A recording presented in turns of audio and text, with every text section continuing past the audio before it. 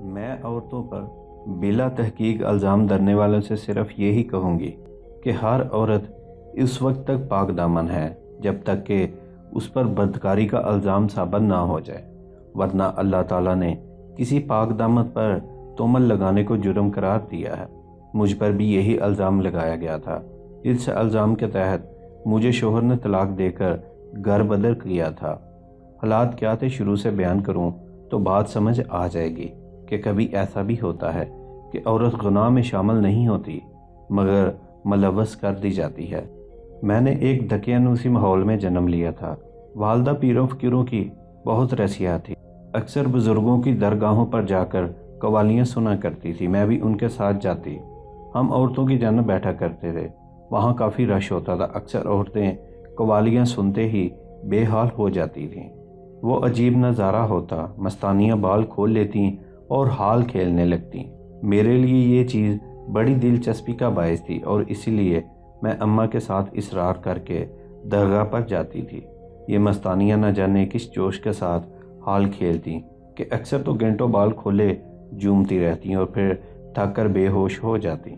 ان میں اماں جنت کا حال دیکھ کر تو رونگٹے کھڑے ہو جاتے تھے۔ وہ سب سے آخر میں تھکتی تھیں اور جب بھی حال کھیل کر ختم کرتی تو موتیار کا ہار اپنے گلے سے اتار کر میری گردن میں ڈال دیتی تھی اور اس پر میری اماں خوش ہو کر کہتی، اماں جنت میری بیٹی کو دعا دو، اسے بھی ولایت مل جائے، اسے تم اپنی بیٹی بنا لو۔ تب مائی بھی مجھے پیار کرتی اور مٹھائی کھانے کو دیتی۔ میں ماں کے اشارے پر لے لیتی جیسے کہ بڑا مقصد تبرک ہو۔ ان دنوں میری عمر تقریباً 14 برس کی ہوگی۔ تھوڑے عرصے کے بعد اماں جان کا حرکت قلب بند ہونے سے انتقال ہو گیا۔ وہ جمعرات کے دن مزار سے قوالی سن کر آئی تھیں، میں بھی ان کے ہمراہ تھی۔ آتے ہی کہنے لگی، کیسی پیاری خوشبو تم سے پھوٹ رہی ہے، موتی کے ہار نے سارے گھر کو مہکا دیا ہے۔ ایسا کہتے ہوئے دل پر ہاتھ رکھا، درد کی شکایت کی، پھر جو چارپائی پر لیٹی تو آنکھیں موند لیں اور قبر میں پہنچ کر نگاہوں سے ہمیشہ کے لیے اوجھل ہو گئیں۔ ان کا اوجھل ہونا تھا کہ مجھ پر برے دن آ گئے۔ میرا کوئی بہن بھائی نہ تھا، ابو اور میں گھر میں بس ہم دو ہی رہ گئے۔ رشتہ دار امی کی وفات پر افسوس کے لیے متواتر آ رہے تھے اور میرا رو رو کر برا حال ہو گیا تھا۔ اس دوران درگاہ پر بھی نہ جا سکی کہ جی کو سکون مل جاتا، جاتی تو کس کے ساتھ، ماں تو چل بسی تھی۔ رفتہ رفتہ رشتہ داروں کا آنا کم ہوا، آخر بالکل ہی یہ سلسلہ تمام ہو گیا۔ گھر میں اکیلا پن تڑپانے لگا۔ ابا تو صبح باہر نکل جاتے، شام کو گھر لوٹتے۔ کئی بار جمعرات کے روز طبیعت میں اضطراب نے غلبہ مچایا، جی چاہا درگاہ پر نکل جاؤں، مگر جوان لڑکی کو والد بھلا کیسے مزار پر بھیجنا گوارا کر سکتے تھے۔ انہوں نے صاف منع کر دیا کہ بیٹی اب تیری ماں نہیں رہی ہے۔ اس کے شوق سے مجبور ہو کر چپ تھا اور تم اس کے ہمراہ درگاہ پر چلی جاتی تھی، مگر اب وہاں ہرگز نہ جانا، میں سختی سے منع کر رہا ہوں۔ ابا کی سخت ہدایت پر قدم روک لیے اور یہ خواہش دل میں دب کر رہ گئی، مگر درگاہ پر جوں چہل پہل اور رونق ہوتی تھی وہ ہر دم نگاہوں میں پھرتی تھی۔ اکیلے پن کے سبب تو اور زیادہ سے خواہش سر اٹھاتی تھی کہ کسی طرح جا کر قوالی سنوں۔ کئی دنوں سے اماں جنت یاد آ رہی تھی، جی کرتا تھا اس سے ملوں، اپنے دل کی گھٹن کو دور کر لوں اور ان سے شکوہ کر لوں کہ کیسی اماں بنی ہو جو حال پوچھنے تک نہیں آتی ہو، کس کے دامن میں ممتا کا پیار ڈھونڈوں۔ جو دن گزرتے جاتے تھے میرے دل میں تڑپ بڑھتی جاتی تھی۔ ہر جمعرات کو جسم میں ایک سنسناہٹ سی درد محسوس ہوتی، ایسی تھکاوٹ محسوس ہوئی، ہلکا ہلکا درد میرے انگ انگ میں جاتا اور میں بے حال ہو کر فرش پر گر پڑتی۔ آہستہ آہستہ درد کی سی کیفیت بڑھتی گئی اور اب تو کبھی کبھی اس حالت میں مجھ پر ایسا نشہ چھا جاتا کہ بے ہوش ہو جاتی۔ گھر میں تنہا ہوتی تھی، کوئی دیکھنے والا بھی نہ تھا۔ ابا سے کیا کہتی کہ جمعرات کی شام کو میرا کیا حال ہوتا ہے، وہ تو یہی سمجھتے تھے کہ میں قوالیوں کے مزے لوٹنے کو درگاہ جانا چاہتی اور یہ سب اس خواہش کی تکمیل کے بہانے ہیں، سو وہ کبھی بھی جانے نہ دیتے۔ ایک روز خدا کی کرنی یہ ہوئی کہ جمعرات کی شام کو میں نیم بے ہوش ہو کر گھر کی دہلیز پر گر گئے۔ ابا اس دن اچانک گھر آ گئے۔ مغرب سے چند گھڑی قبل کا وقت تھا۔ انہوں نے جو میری یہ حالت دیکھی تو پریشان ہو گئے۔ مجھ کو سہارا دے کر چارپائی تک لائے، منہ پر ٹھنڈے پانی کے چھینٹے مارے اور پوچھنے لگے، بیٹی تجھے کیا ہوا ہے، کیوں ایسے دروازے کی چوکھٹ پر بے ہوش پڑی تھی۔ تب ہی میں نے بتایا کہ ابا جب سے اماں فوت ہوئی ہیں اکثر جمعرات کی شام کو میری ایسی حالت ہو جاتی ہے۔ یہ سن کر ان کو بہت ملال ہوا، میری دل جوئی کرنے لگے، مگر میری اس حالت کا واحد حل انہوں نے شادی سمجھا۔ اسی دوران میرے لیے ایک رشتہ آ گیا اور تب ہی چٹ منگنی اور پٹ بیاہ کر دیا، اور میں شادی کے 2 ماہ بعد اپنے خاوند کے ہمراہ دبئی آ گئی۔ دبئی میرے شوہر اپنے ایک دوست کے توسط سے آئے تھے جن کا نام کلیم تھا۔ دبئی میں ملازمت دلوائی اور رہائش کا مسئلہ بھی اس نے حل کیا۔ اپنے گھر کا ایک اہم حصہ ہم میاں بیوی کو رہنے کے لیے عنایت کر دیا۔ کچھ دن تو ٹھیک ٹھاک گزرے، ایک روز پھر میری ویسے ہی حالت ہو گئی۔ یہ جمعرات کا ہی دن تھا۔ شوہر مجھے ڈاکٹر کے پاس لے گئے۔ اس نے کوئی خاص مرض نہیں کی، البتہ سکون کی دوائی دے دی۔ وہ سمجھ رہا تھا مجھے کچھ ذہنی پریشانی ہے، لہٰذا اسے لینے سے حالت نارمل ہو جائے گی تو دوا کی حاجت ہوتی ہے، مگر میرا تو عجیب مرض تھا جس میں دوائی کا کوئی کام نہ تھا۔ اکثر ایسی حالت ہو جاتی کہ ڈاکٹر بھی کچھ نہ سمجھ پاتے، بس وہ مجھے سکون کی دوا دے کر صلاح دیتے تھے۔ میں صورتحال سے تنگ آ گئی۔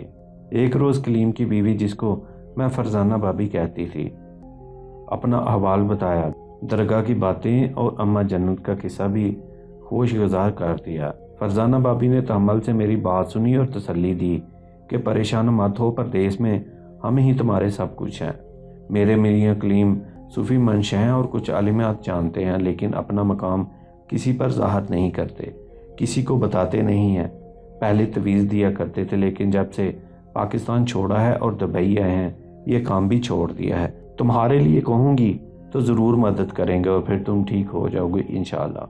فرزانہ بھابی کی تسلی سے میرا دل بڑا ہو گیا۔ اگلے روز جب میری کیفیت اس نے اپنی شوہر کو بتائی تو کلیم صاحب نے کہا کہ جمعرات آنے دو، دیکھوں گا کہ کیا معاملہ ہے۔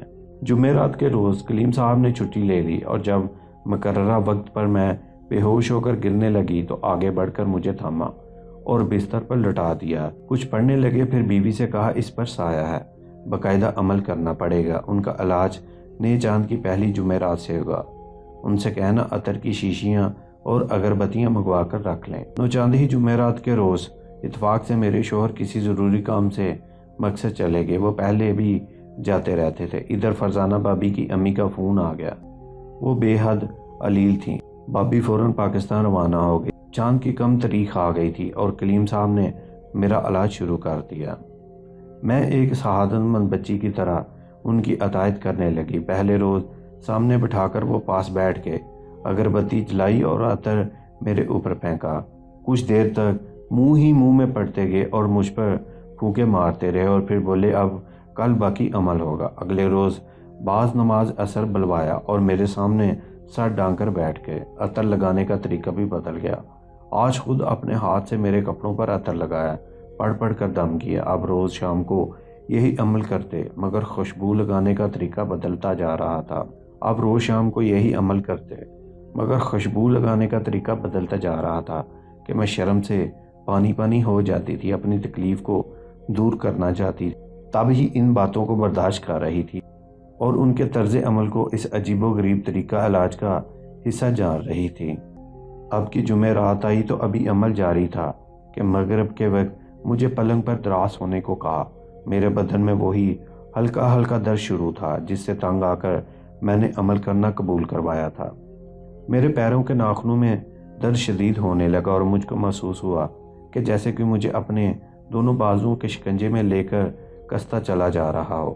میں نے کلیم صاحب سے اس تکلیف کی شکایت کی، بولے بس خاموش لیٹی رہو، آج جمعرات ہے اور وقت بھی مناسب ہے، سائے کو پکڑنے اور بے بس کرنے کا یہ اچھا موقع ہے۔ ذرا دیر میں وہ کپڑے تبدیل کر کے آ گئے۔ ہاتھ میں اگربتی تھی جس کو سلگا کر لائے تھے اور ہرا چوگا پہن لیا تھا، ملنگ جیسے لگ رہے تھے۔ ہاتھ میں عطر کی شیشی لیے میرے پاس آئے، بولا ہلنا جلنا مت ورنہ سایہ بھاگ جائے گا اور میرا ہاتھ نہیں آئے گا۔ میں ڈر کر بے حس و حرکت لیٹی رہی۔ میرے بدن کو ہاتھ لگا کر پوچھتے تھے کہ جہاں درد زیادہ معلوم ہو بتاؤ، وہاں سایہ ہوگا، میں پکڑ لوں گا۔ اگرچہ سائے کو پکڑنا بہت مشکل ہوتا ہے، مگر میں نے بہت چیلے کاٹے ہیں، مجھ سے یہ بچ نہ پائے گا، لیکن تمہارا تعاون بہت ضروری ہے۔ گھبرا کر عمل کو بیچ میں نہ رکوا دینا، الٹا پڑ گیا تو ہم دونوں ہی مارے جائیں گے۔ وہ مجھے عطر لگاتے جا رہے تھے اور کہتے جاتے تھے جہاں درد ہو بتانا، یہ دوران خون کے ساتھ ساتھ بدن میں بہتا رہتا ہے۔ وہ میرے وجود کے مختلف حصوں پر ہاتھ لگانے لگے، ساتھ ساتھ میری ناک سے کوئی شے چھوتے جاتے تھے جس سے مجھ پر غنود کی طاری ہوتی جا رہی تھی۔ اب حالت یہ تھی کہ ہوش تو باقی تھا، سب دیکھ سکتی تھی مگر ان کا ہاتھ نہ روک سکتی تھی۔ میں نے جب دیکھا کہ عمل خطرناک حدوں کو چھونے لگا ہے تو اٹھ کر مذمت کرنے کی کوشش کی، مگر جسم بے جان ہو چکا تھا۔ نہ جانے انہوں نے مجھے کیا سنگا دیا تھا کہ ہاتھ بھی نہ ہلا سکتی تھی۔ اپنی آنکھوں سے اپنی دنیا لٹتے دیکھ رہی اور ہلنے کی سکن نہ تھی۔ ذہن سلگ رہا تھا، دماغ میں طوفان اٹھ رہے تھے، دل میں نفرت کا دریا ہل رہا تھا، مگر اس کا اظہار بھی نہیں کر سکتی تھی۔ کاش کوئی میری بے بسی کا اندازہ لگا سکتا۔ کلیم نے عمل کے روپ میں وہ ظلم مجھ پر کیا کہ فریاد بھی نہیں کر سکی۔ اردو ہندی سٹوریز کے پیارے ناظرین، ہمارے چینل کو سبسکرائب کر لیں، بیل آئیکن کو دبا دیں۔ ملتے ہیں ایک ایسی ہی نیو کہانی کے ساتھ، اپنا خیال رکھیے گا، اللہ حافظ۔